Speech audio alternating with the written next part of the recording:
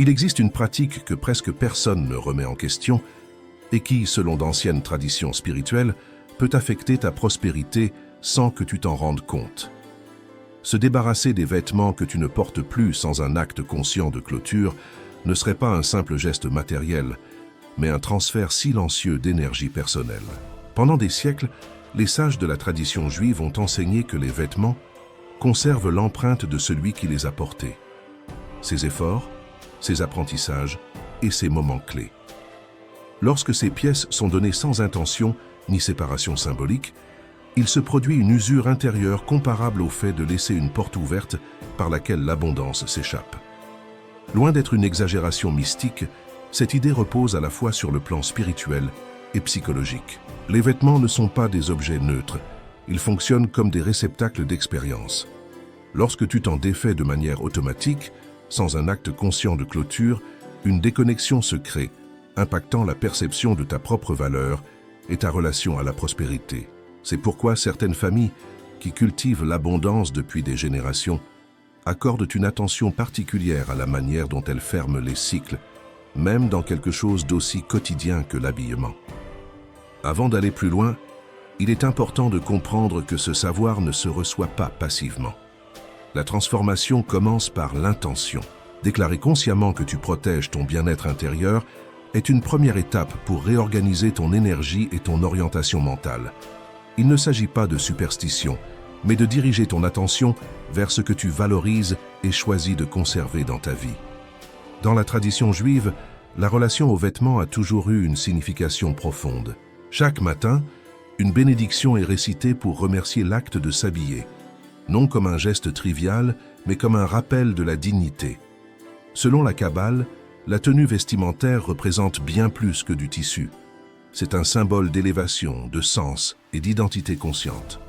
Même dans les récits les plus anciens, lorsque l'être humain perd son innocence originelle, le vêtement apparaît comme un outil de protection et de croissance, et non de honte. S'habiller est donc un choix quotidien de la personne que tu décides d'être. Chaque vêtement communique une intention, influence ton état mental et la manière dont tu te relates au monde. Des études modernes ont confirmé que ce que nous portons affecte la confiance, la performance et la perception extérieure, une réalité que les sages comprenaient déjà il y a des milliers d'années. Pour eux, le vêtement était un réceptacle. Il pouvait porter une bénédiction ou traîner un poids inutile. Cette compréhension remonte à des époques anciennes, lorsque, dans le temple de Jérusalem, les vêtements sacrés étaient confectionnés avec un soin extrême. Ce n'était pas seulement la forme qui importait, mais aussi les matériaux, les couleurs et l'état intérieur de ceux qui les réalisaient. Chaque fil avait un but, chaque teinte transmettait un sens. Le bleu profond de certains éléments rituels, obtenus par des procédés complexes et précieux, symbolisait la connexion à l'éternel. Ce n'était pas un ornement, mais un outil d'alignement spirituel. Dans cette perspective, les vêtements cessent d'être de simples objets pour devenir un pont entre l'intérieur et l'extérieur. Comprendre cela permet de fermer les cycles avec davantage de conscience, de protéger son énergie personnelle et d'entretenir une relation plus stable et ordonnée avec la prospérité. Dans la tradition juive, observer les tzitzit n'était pas un geste décoratif, mais un rappel constant du sens de la vie. En les regardant, la personne se reconnectait à ses principes, à sa responsabilité dans le monde et à quelque chose qui dépassait son individualité. C'était une manière silencieuse de revenir à l'essentiel. Ce symbolisme s'approfondit encore davantage lorsqu'on étudie la façon dont la Torah décrit les vêtements des prêtres qui servaient dans l'Ancien Temple. Un chapitre entier est consacré aux habits des Kohanim, appelés les vêtements sacerdotaux. Ce n'étaient pas des vêtements ordinaires, mais des symboles conçus avec une intention précise, représenter l'honneur, la dignité et la grandeur intérieure. Le grand prêtre portait 8 pièces distinctes, chacune chargée de sens. Parmi elles, se distinguait le pectoral qui contenait 12 pierres précieuses, une pour chaque tribu d'Israël. Chaque pierre possédait une couleur et une qualité particulière, et l'on croyait qu'en reflétant la lumière, elles aidaient à révéler une guidance pour les décisions cruciales du peuple. Une autre de ces pièces était l'éphod, une sorte de tablier cérémoniel tissé de fils d'or et de couleurs spécifiques comme le bleu, le pourpre et l'écarlate. Rien n'était laissé au hasard. Selon la Kabbale, ces teintes représentaient différents niveaux de l'existence, du spirituel au matériel. En portant ces vêtements, le grand prêtre ne remplissait pas seulement un rôle extérieur. Il s'alignait intérieurement avec une énergie qui lui permettait d'accéder, une fois par an, à l'espace le plus sacré lors de Yom Kippour. Ces vêtements n'étaient pas un ornement mais un outil de connexion. Ils faisaient de lui un pont entre l'humain et le transcendant. En transposant cette idée à notre époque, le message est clair, les vêtements ne sont pas neutres. Lorsque tu le comprends, tu commences à te rapporter à ta garde-robe différemment. Tu cesses de porter des vêtements qui te font te sentir limité, mal à l'aise ou attaché à des périodes douloureuses. Tu ne conserves plus une tenue associée à un échec ou à une perte qui ravive des émotions négatives chaque fois que tu la vois. Selon cette vision, les vêtements absorbent une charge émotionnelle et symbolique, et ce qui touche ta peau pendant des heures a un impact bien plus profond que tu ne l'imagines. La Kabbale décrit plusieurs niveaux d'énergie associés aux vêtements. Un enseignement attribué à des textes fondamentaux du mysticisme juif. Le premier est le niveau physique, composé de résidus biologiques naturels du corps qui restent attachés au tissu. La science confirme que la peau se renouvelle constamment, mais qu'une partie de cette matière demeure dans les vêtements, conservant une information unique propre à chaque personne. Le deuxième niveau est émotionnel. Les expériences vécues pendant que tu portais un vêtement, joie, stress ou peur, y laissent une empreinte. Des études modernes ont démontré que les émotions génèrent des champs énergétiques mesurables qui influencent l'environnement immédiat. Le troisième niveau est mental. Les pensées répétées pendant que tu portes un vêtement, qu'elles soient positives ou limitantes, s'associent à des états intérieurs qui se renforcent avec le temps. Certaines recherches ont exploré la manière dont l'intention et la pensée influencent la matière, en particulier si l'on considère que le corps humain est majoritairement composé d'eau. Le quatrième niveau le plus profond est spirituel. L'intention, la direction de vie et la version de toi-même que tu étais en train de construire à ce moment-là. Dans cette perspective, se séparer d'un vêtement n'est pas un acte anodin.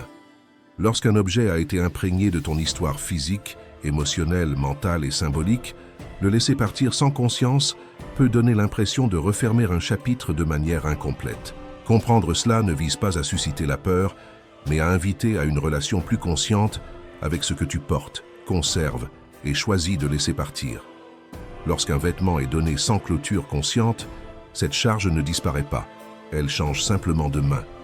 L'énergie associée à la personne qui l'a portée demeure présente et est absorbée par une autre, souvent de manière inconsciente.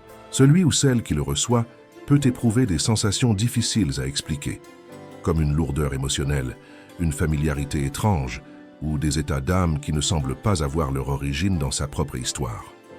En parallèle, le propriétaire initial a dispersé une part de son empreinte personnelle sans protection ni intention, laissant un cycle ouvert. Pour les anciens sages juifs, il s'agissait d'une forme de négligence intérieure. Aujourd'hui, certaines approches modernes de la psychologie énergétique commencent à observer des phénomènes similaires. Il existe des recherches qui explorent la manière dont certains objets semblent conserver des impressions émotionnelles. Des études sur la perception sensorielle avancée suggèrent que certaines personnes sont capables de capter des informations subtiles à partir de vêtements, de bijoux ou d'objets du quotidien. Des expériences menées dans des universités américaines au milieu du XXe siècle ont montré que des individus particulièrement sensibles pouvaient décrire des aspects significatifs de la vie d'une personne simplement en tenant un objet qui lui appartenait.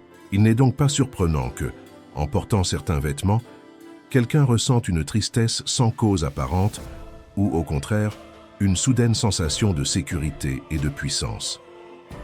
Dans cette perspective, le vêtement agit comme un transmetteur de l'histoire de celui ou celle qui l'a porté auparavant. Pour illustrer ce concept, il suffit d'observer des cas réels. Une femme de Madrid, professionnelle stable et rigoureuse dans la gestion de ses finances, n'arrivait pas à progresser économiquement malgré ses efforts. Chaque fois que la situation semblait s'améliorer, une dépense imprévue surgissait et annulait ses avancées. En examinant son environnement, une découverte révélatrice fut faite.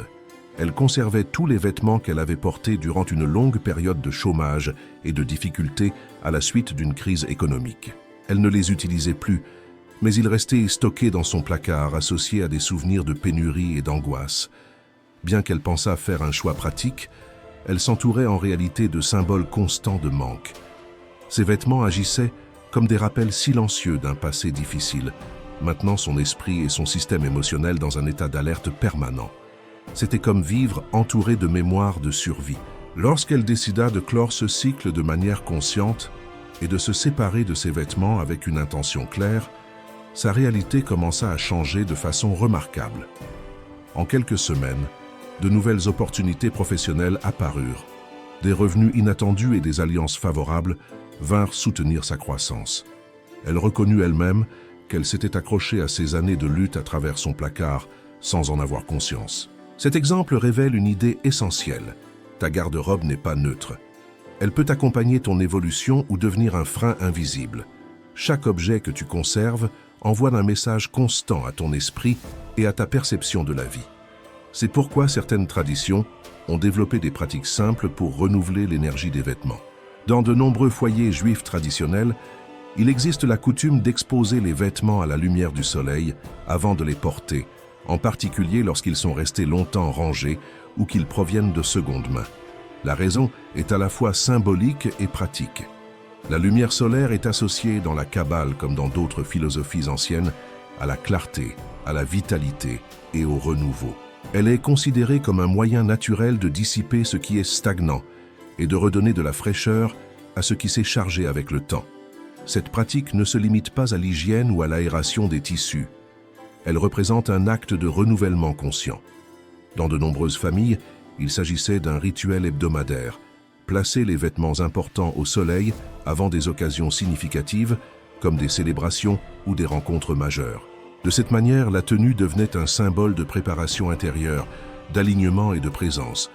Ce n'était pas de la superstition, mais une façon de commencer chaque étape avec légèreté et ordre, en se rappelant que même les objets du quotidien peuvent influencer la manière dont tu avances dans la vie. Elle disait souvent qu'elle bénissait les vêtements. J'étais enfant et je pensais qu'il s'agissait d'une vieille habitude, l'une de ces traditions que les grands-mères répètent sans explication. Cependant, après des décennies d'études du mysticisme juif, j'ai compris qu'elle pratiquait en réalité une forme profonde de soin intérieur que presque plus personne ne connaît aujourd'hui. Ce n'était pas de la superstition, mais une manière symbolique et consciente de fermer les cycles. Avant d'exposer les vêtements au soleil, elle ajoutait un geste supplémentaire. Elle les vaporisait légèrement avec de l'eau de rose mélangée à une pincée de sel marin. Pour elle, le parfum représentait la douceur et les bons souhaits, tandis que le sel aidait à neutraliser ce qui ne devait pas demeurer. Fait intéressant, la science moderne a montré que le sel possède des propriétés lui permettant d'absorber et d'équilibrer certaines charges physiques. Lorsque cet élément est associé à une intention claire, le geste cesse d'être mécanique et devient un rituel de renouvellement. De nombreuses personnes ont ressenti des sensations étranges en portant des vêtements hérités ou achetés d'occasion. Inconfort, changement d'humeur soudain ou impressions difficiles à définir. Dans cette perspective symbolique, il ne s'agit pas de peur, mais de comprendre que chaque objet possède une histoire. Lorsqu'il n'y a pas de clôture consciente, cette histoire peut influencer celui ou celle qui l'intègre dans sa vie quotidienne. Cela dit, il est important de clarifier un point fondamental. Donner aux autres est une valeur centrale dans de nombreuses traditions spirituelles, et dans le judaïsme, cela occupe une place essentielle. L'aide au prochain n'est pas seulement un acte de bonté, mais un principe de justice et de responsabilité sociale. De grands penseurs ont enseigné que soutenir autrui, en particulier en l'aidant à devenir autonome, est l'une des formes les plus élevées du don. Cela n'est pas remis en question. La différence essentielle réside dans la manière de donner. Offrir quelque chose avec conscience, gratitude et détachement n'est pas la même chose que se débarrasser d'objets par impulsion ou par culpabilité. Lorsqu'un vêtement est donné après avoir libéré la charge émotionnelle qui lui est associée, avec un désir sincère de bien-être pour la personne qui le recevra, l'acte devient constructif pour les deux parties. En revanche, lorsque l'on cherche simplement à vider une armoire sans réflexion, on perd l'occasion de clore correctement un cycle personnel. Certaines traditions spirituelles anciennes expliquent que les objets très personnels conservent une empreinte symbolique de la personne qui les a utilisés pendant longtemps. Il ne s'agit pas de susciter la peur, mais de comprendre pourquoi, historiquement, on recommandait de faire preuve de prudence lorsqu'on se séparait de certaines possessions. C'est une invitation à agir avec responsabilité intérieure et non à vivre dans la méfiance. Réfléchis-y simplement. Nous protégeons ce que nous considérons comme précieux, comme nos informations personnelles ou nos ressources. De la même manière, il est logique de traiter avec respect ce qui nous a accompagnés durant des étapes importantes de la vie. Fermer ces cycles avec intention est une forme de soin de soi. Un exemple clair est celui d'un homme qui, après une transformation physique et personnelle remarquable, décida de donner tous les vêtements associés à son ancienne étape de vie. Son intention était bonne, mais il le fit de manière automatique, sans réflexion. Peu de temps après, il commença à se sentir désaligné, comme si une partie de ses progrès s'était désorganisée intérieurement. En parlant avec une figure spirituelle de confiance, il comprit qu'il n'avait pas effectué de clôture consciente avec cette période qu'il avait eu tant de mal à dépasser. Réaliser un acte symbolique de séparation, une prière ou un moment d'intention clair lui permit de retrouver l'équilibre. Non pas parce que les vêtements avaient un pouvoir en eux-mêmes, mais parce qu'il avait besoin d'intégrer son passé et son présent sans se fragmenter. Ces pratiques ne cherchent pas à nourrir la peur, mais à transmettre quelque chose de simple et de profond. Lorsque tu honores ton processus et que tu refermes correctement les chapitres, tu avances avec plus de légèreté et de clarté. Au final, le message est le suivant. Donner, offrir et partager est précieux, mais le faire avec conscience le rend encore plus puissant. Ton environnement, y compris ta garde-robe, peut devenir un allié de ta croissance si tu apprends à lâcher prise avec intention et non dans la précipitation. Le processus s'est conclu par un acte symbolique de clôture. 7 bougies blanches furent allumées pour représenter un cycle complet et un renouveau intérieur. David récita une prière traditionnelle associée à la protection, puis réalisa un exercice de visualisation. Il se remémora chaque vêtement qu'il avait donné et imagina consciemment le lien qui l'unissait encore à eux se rompre. L'objectif n'était pas de récupérer les objets, mais d'intégrer l'expérience et de la laisser partir. Cette nuit-là, il dormit profondément pour la première fois depuis des semaines. Dans les jours qui suivirent, la sensation d'épuisement disparut. Son équilibre revint et il se sentit de nouveau centré. Coïncidence? Peut-être. Le scepticisme est toujours légitime. Cependant, lorsque l'on observe des schémas répétitifs et que l'on comprend comment différentes traditions expliquent la relation entre les personnes et les objets, ces phénomènes cessent de paraître aléatoires. Dans cette vision, le monde ne fonctionne pas de manière isolée. Tout interagit. Les expériences laissent une empreinte, et cette empreinte peut se transformer ou se déplacer si elle n'est pas refermée consciemment. Ignorer ces dynamiques n'empêche pas leur existence. C'est pourquoi il est important de s'arrêter un instant et de faire une distinction claire. Jusqu'ici, les aspects positifs ont été exposés, ceux dans lesquels les vêtements peuvent devenir un outil d'ordre, de dignité et d'alignement personnel. Cependant, il existe une habitude courante, apparemment inoffensive, qui annule cet équilibre et génère une usure silencieuse. Si tu es arrivé jusqu'ici, ce n'est pas un hasard. Beaucoup de personnes travaillent dur, font tout correctement et ressentent pourtant que quelque chose ne circule pas. Des opportunités qui s'évanouissent juste au moment où elles semblent accessibles. Une fatigue constante sans cause évidente, une sensation de stagnation qui ne s'explique pas uniquement par la logique. Parfois, il ne s'agit pas d'effort, mais de conscience. Examiner la relation avec ce que tu possèdes, ce que tu conserves et ce que tu laisses partir peut révéler bien plus que tu ne l'imagines. Cette approche fait partie d'un ensemble plus large d'enseignements anciens utilisés pendant des générations pour protéger l'équilibre et la prospérité. Le premier pas n'est ni le rituel, ni la technique, mais la prise de conscience que, jusqu'à présent, tu agissais en pilote automatique. La conscience marque le début de tout changement réel. La plupart des gens ne s'arrêtent jamais pour observer ces détails, mais celui qui le fait rompt des schémas répétitifs et ouvre un espace pour quelque chose de différent. Et c'est ici qu'apparaît l'avertissement central transmis clairement par de nombreuses traditions. Se séparer de ses vêtements sans clôture consciente n'est pas un acte neutre. Il ne s'agit ni de peur, ni d'interdiction, mais de responsabilité intérieure. Les vêtements qui ont accompagné des moments intenses de ta vie, périodes de lutte, de transformation, de douleur ou de réussite, sont chargés de signification personnelle. Les laisser partir sans intention, sans réflexion et sans acte symbolique de clôture revient à abandonner une partie de ton histoire sans l'avoir intégrée. Expliquer simplement, lorsque quelqu'un se débarrasse de ses vêtements de manière automatique, il cède plus que du tissu.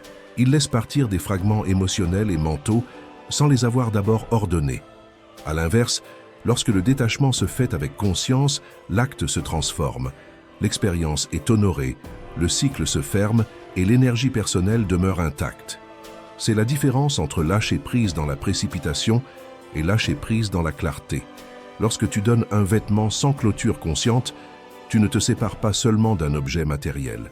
Tu libères, sans direction ni soin, la charge émotionnelle et mentale accumulée dans ce tissu au fil du temps. Les expériences difficiles, les habitudes de pensée, les tensions intérieures et l'empreinte personnelle répétée jour après jour restent symboliquement associées à ce vêtement. De nombreuses traditions spirituelles, d'Orient comme d'Occident, convergent vers une idée similaire. Lorsqu'un objet aussi personnel est abandonné sans intention, une énergie désordonnée se crée et finit par affecter l'équilibre intérieur. Ce phénomène se manifeste généralement de 3 façons claires lorsque les vêtements sont donnés ou jetés de manière automatique. La première est une fuite de concentration et de stabilité personnelle. Les vêtements que tu as portés pendant de longues périodes deviennent une sorte d'archive de la personne que tu étais à ce moment-là. Si une chemise t'a accompagné durant des mois d'incertitude, de frustration ou de peur, cette association s'inscrit dans ta mémoire et dans ton symbolisme personnel. En t'en séparant sans refermer ce chapitre, il ne se produit pas une véritable libération, mais une dispersion. C'est comme essayer de remplir un récipient qui présente de petites fissures. L'effort est là, mais quelque chose s'échappe toujours. Les enseignements anciens expliquent ce processus comme une fragmentation intérieure. Non pas parce que l'objet aurait un pouvoir en lui-même, mais parce que la personne n'a pas intégré sa propre expérience. Lorsqu'un cycle ne se ferme pas avec conscience, il laisse des résidus émotionnels qui se projettent vers l'extérieur. Le résultat n'est pas seulement de la fatigue ou de la confusion, mais une sensation persistante de ne pas être pleinement présent dans sa propre vie. Le deuxième problème est la création de liens symboliques involontaires. Dans de nombreuses cultures, on reconnaît que les objets intimes représentent une extension de l'identité. Les vêtements qui touchent directement la peau, en particulier ceux portés au quotidien, sont fortement associés à la perception de soi. Entre de mauvaises mains ou simplement sans une intention claire de clôture, ce lien peut rester actif sur le plan psychologique et émotionnel. Il ne s'agit ni de peur ni de magie, mais de limites intérieures mal définies. Lorsque l'on ne sait pas où se termine une étape, il devient difficile de commencer la suivante. Pour cette raison, les textes anciens mettent en garde contre l'usage irresponsable des objets personnels, non parce qu'ils encouragent la paranoïa, mais parce qu'ils enseignent la prudence. Les cultures qui ont préservé ce savoir comprenaient une chose simple: ce qui t'a accompagné lors de moments clés mérite d'être quitté avec respect. Protéger ton énergie personnelle est aussi logique que protéger tes informations privées ou tes ressources. Tout ne doit pas être donné sans réflexion. Le troisième effet, et peut-être le plus courant, est le blocage inconscient de l'avancement personnel. Les vêtements associés à des périodes difficiles deviennent souvent une ancre émotionnelle. Le cerveau humain a tendance à s'attacher plus intensément aux expériences négatives qu'aux positives. Les souvenirs douloureux sont traités plus profondément et se répètent plus fréquemment dans l'esprit. C'est pourquoi un vêtement porté durant une période de crise accumule une charge symbolique bien plus lourde que celle liée aux moments heureux. Ces vêtements finissent par représenter des nuits sans repos, des préoccupations constantes, la peur de l'avenir et l'usure émotionnelle. Lorsqu'ils sont conservés ou donnés sans neutraliser cette association, la connexion avec cet état intérieur se renforce.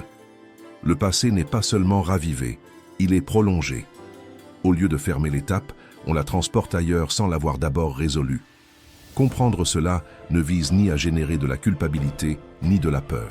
L'objectif est simple, t'aider à reconnaître que chaque objet qui t'a accompagné durant une étape intense de ta vie mérite une clôture consciente.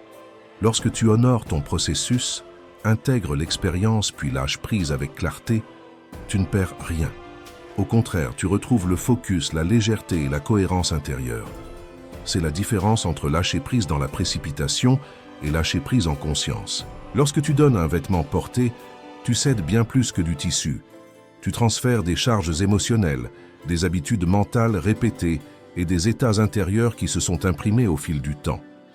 De nombreuses traditions spirituelles s'accordent à dire que les objets personnels conservent l'empreinte de celui qui les a utilisés et que, lorsqu'ils sont libérés sans conscience, cette énergie se disperse et se canalise mal. Le résultat n'est pas un simple acte neutre de don, mais une perte symbolique de concentration, de stabilité et de direction, comme si tu laissais s'échapper ta force vitale sans clôture ni intention. Dans cette optique, la prospérité ne s'accumule pas là où il existe des fuites constantes, car tout ce qui est donné sans intention se fragmente. De nombreuses traditions spirituelles expliquent que les objets utilisés sur une longue période fonctionnent comme des archives silencieuses de phases entières de la vie. Les vêtements associés à des périodes de manque, de peur ou de douleur tendent à concentrer ces expériences avec plus d'intensité que les moments heureux, en raison de la manière dont l'esprit humain traite le négatif. Ainsi, lorsqu'un vêtement lié à des expériences difficiles est libéré sans neutraliser sa charge, non seulement le lien avec ce passé se prolonge, mais une énergie épuisée est transmise à une autre personne. Cette transmission inconsciente maintient un lien invisible avec des étapes qui auraient déjà dû être dépassées, rendant plus difficile la clôture émotionnelle et le renouvellement personnel. D'un point de vue symbolique et culturel, de nombreuses traditions enseignent que les objets intimes créent des liens énergétiques involontaires. Les vêtements en contact direct avec le corps concentrent une empreinte personnelle plus profonde et, pour cette raison, ont toujours été traités avec respect dans les rituels anciens. Les textes sacrés et les savoirs ancestraux mettent en garde contre l'usage négligent des objets personnels, non par peur, mais par prévention.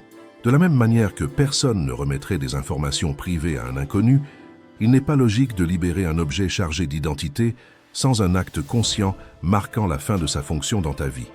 Le contraste est clair lorsqu'on observe la manière dont les cultures anciennes traitaient leurs vêtements sacrés.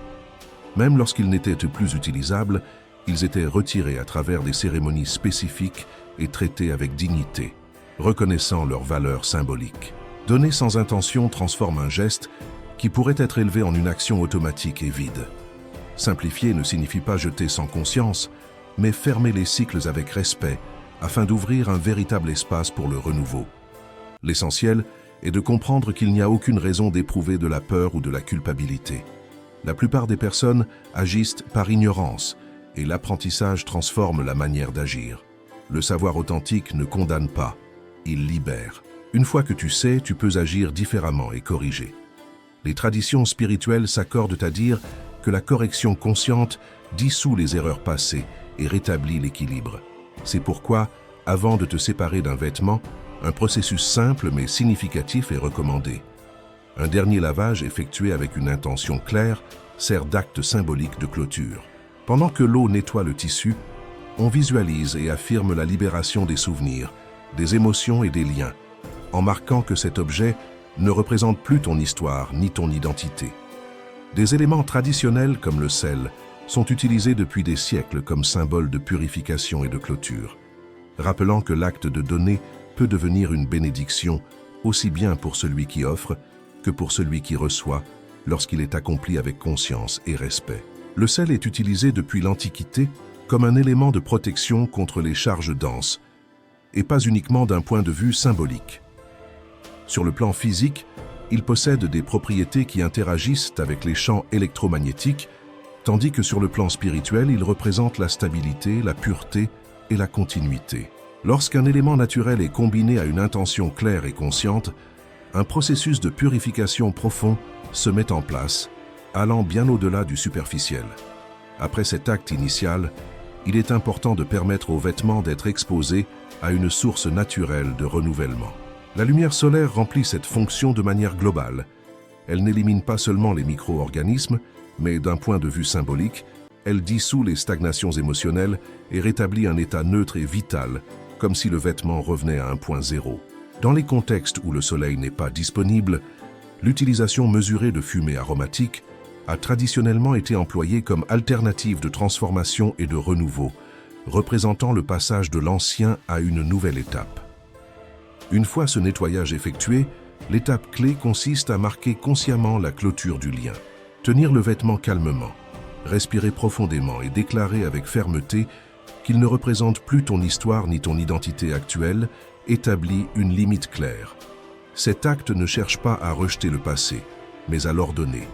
L'intention est de bénir l'usage futur de l'objet sans lui permettre de traîner des charges antérieures, en réaffirmant que ton énergie, ton bien-être et ta stabilité demeurent avec toi. La visualisation joue ici un rôle symbolique puissant. Imaginer la séparation de tout lien émotionnel associé aux vêtements aide à intégrer la clôture de manière consciente, renforçant le sentiment de récupération personnelle et de complétude. Ce processus n'implique ni de nier ce qui a été vécu, ni de mépriser l'objet, mais de reconnaître que sa fonction est accomplie. Dans les cas où le vêtement est associé à des moments difficiles, accompagner la clôture de paroles de réconfort ou de réflexion renforce la sensation de protection émotionnelle. Enfin, le rituel s'achève par un geste simple mais profond, la gratitude. Remercier l'objet pour son utilité et pour avoir accompagné une étape précise de la vie transforme l'acte de s'en séparer en une clôture respectueuse. La gratitude, comprise tant par les études modernes que par les enseignements ancestraux, agit comme un réorganisateur intérieur, aidant à lâcher prise sans perte et à avancer sans charges inutiles. Lorsqu'un objet est libéré avec une gratitude authentique, les charges émotionnelles se neutralisent et l'acte de donner se transforme en une expression consciente d'abondance. Au lieu d'offrir quelque chose chargé d'un poids énergétique, on l'envoie dans le monde, avec une intention positive et ordonnée. C'est pourquoi il ne suffit pas de se séparer de ses vêtements de manière automatique. Il est essentiel de décider avec soin de leur destination. Choisir des organisations ou des personnes qui en bénéficieront réellement transforme le don en un circuit complet de sens et de cohérence. Lorsque l'acte est direct, humain et conscient, l'échange devient pleinement accompli. Et si un vêtement ne peut plus être porté, la solution la plus responsable est de le réutiliser ou de clore son cycle avec respect, évitant ainsi de transférer un problème à autrui. La clé de tout ce processus est de comprendre que tu diriges ton énergie. Tu n'es pas un spectateur passif de ce qui se produit autour de toi, mais quelqu'un qui décide comment et où sa force vitale se manifeste. Chaque objet conserve une part de ton histoire, et en ordonnant cette relation avec conscience, tu ordonnes également ton présent. Certaines personnes découvrent, en appliquant cette approche, qu'elles n'accumulaient pas seulement des vêtements, mais aussi des souvenirs, des peurs et d'anciennes versions d'elles-mêmes. En libérant avec intention, elles commencent à remarquer de véritables changements dans leur environnement, dans leurs opportunités et dans leur manière de se relier à la vie. Non pas parce qu'une magie extérieure se produit, mais parce qu'intérieurement quelque chose se réajuste. Cette approche va bien au-delà de la garde-robe. Les vêtements ne sont que le point de départ pour comprendre que tout ce qui t'entoure influence ton état intérieur. Ta maison, tes routines, tes paroles, tes habitudes quotidiennes. Lorsque tu commences à traiter ton environnement comme une extension de ton équilibre intérieur, tu cesses de vivre en pilote automatique. Chaque choix devient une déclaration claire de respect envers toi-même et envers ton avenir. Ordonner, lâcher prise et bénir n'est pas un geste superficiel, mais une manière concrète d'assumer ta responsabilité personnelle. En définitive, le message est simple mais profond. Tes possessions ne sont pas neutres et ton foyer peut devenir un espace qui t'élève ou qui t'ancre au passé. Lorsque tu choisis consciemment ce que tu conserves et la manière dont tu le libères, tu ne fais pas qu'organiser des objets. Tu fermes des cycles et crées un véritable espace pour le renouveau. Protège ton énergie avec la même attention que celle que tu accordes à ce qu'il y a de plus précieux dans ta vie, car lorsque ta force intérieure est alignée, tout le reste commence à se mettre en ordre avec plus de clarté et de stabilité.